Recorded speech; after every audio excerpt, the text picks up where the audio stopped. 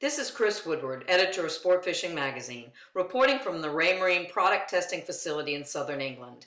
I was invited here in early June to see how Raymarine puts its products and materials to the test even before prototypes are mounted on boats.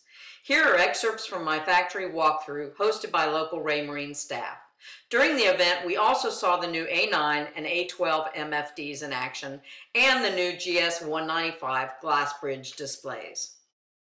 This particular chamber is here to do radiated emissions. So basically, what is our product emitting, and will it impact other products around the system as such? So this is our 19-inch GS product, and what we will do is we'll show you the sort of results one could get in the other chamber. Okay, you can't be testing the same thing in the same chamber as you measure, because you'll have to impact the result. So the next chamber is the control room. Meter squared in terms of power, and this I think is just a fish finder here. And what has to happen is it has to not degrade in any way, not be impacted by this power. Yeah. Okay. Yeah. Normal consumer products are, I think, tested to 1 volt per meter squared or 3 volts per meter squared. Our industry, we tested at 10 meters per volt. We got a picture of this taken by the photographers, but you got an A6 which is nicely running at -25 in a block of ice.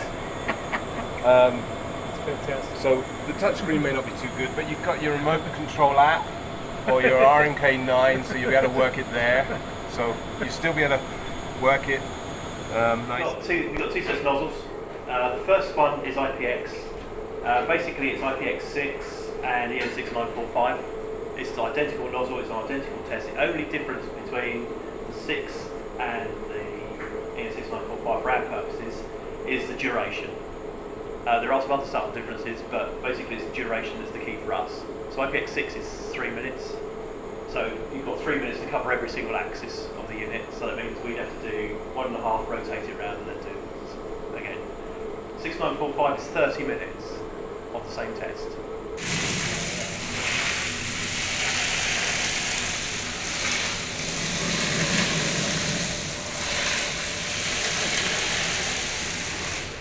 Quite often run a test similar to this. So you're not often keen to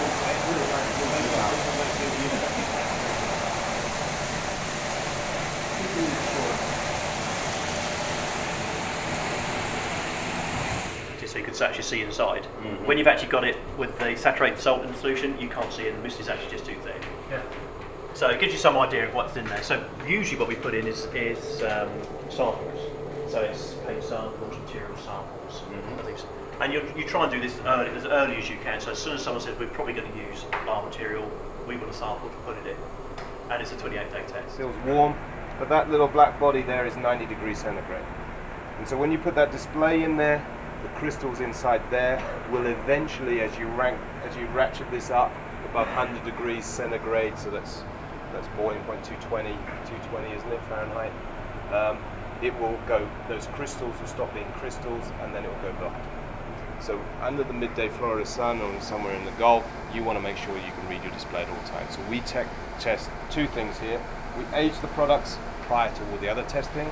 The second thing, we also just do our blackout temperatures. And then we've got to make sure there's enough heat sinking to take the temperature away. Yeah. All right? Florida sun for 24 hours a day. Okay? We do not accept any material or any paints, any finishes, or anything else that has to sit exposed unless it's been through that for 3,000 hours. So that's about 13 weeks. We've got 3 testers here. Each one of these things are like big speakers. Okay, so they're vibrating.